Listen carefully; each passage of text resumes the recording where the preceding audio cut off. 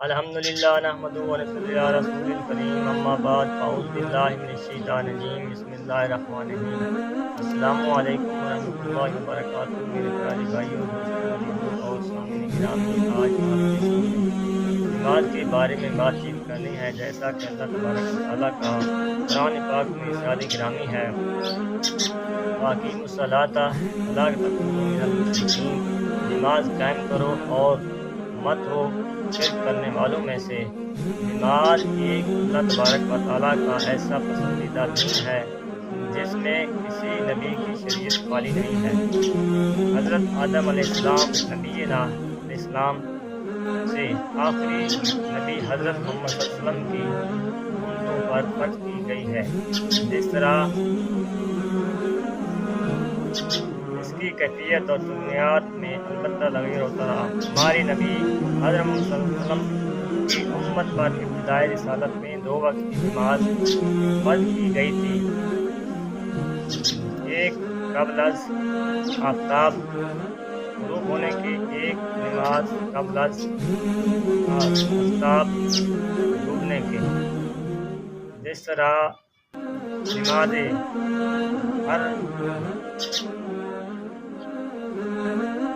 ہجرت سے 1.5 برس پہلے جب نبی کریم صلی اللہ علیہ وسلم کو معراج سے نوازا گیا تو ان وقت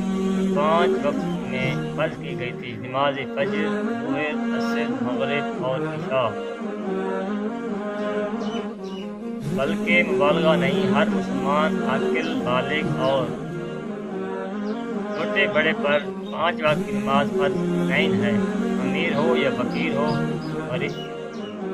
تندرست ہو، مریض ہو، مسافر ہو یا مقیم ہو، 5 وقت کی نماز فرض کی گئی ہے۔ البتہ یہاں تک کہ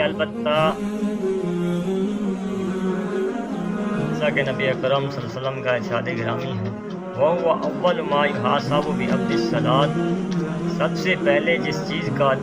بندے سے حساب لیا جائے گا وہ نماز ہے۔ وہ اشارہ ہے قیامت کے دن کی طرف، جب حساب لیا جائے گا انسان سے۔ اگر نماز صحیح نکل آئی تو آگے حساب کتاب ہوگا، ورنہ اللہ تبارک و تعالیٰ فرشتوں کو حکم دیں گے کہ اس کو منہ کے بل گھسیٹتے آؤ اور جہنم میں داخل کر دو۔ اللہ تبارک و تعالیٰ ہمیں اس پر عمل کرنے کی توفیق عطا فرمائے، آمین ثم آمین۔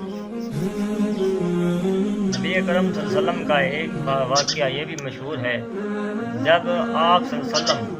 سردیوں میں آپ اپنے ایک صحابی کو ساتھ لے کر، جس کا نام ابو ذر ہے، اس کو ساتھ لے کر گئے اور فرمایا، اے میرے صحابی، اگر میرا کوئی امتی سردیوں کے موسم میں جب تکلیف میں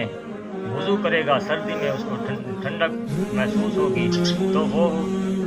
اللہ تبارک و تعالیٰ اس کے گناہ ایسے جھاڑ دیتا ہے جیسے درخت سے پتے گرتے ہیں۔ تو ہمیں اس کی پابندی، اس نماز کو، اس اللہ تبارک و تعالیٰ کے اہم فریضے کو پابندی کے ساتھ پورا کریں، اور اللہ تبارک و تعالیٰ ہمیں اس کو ادا کرنے کی توفیق عطا فرمائے، آمین ثم آمین۔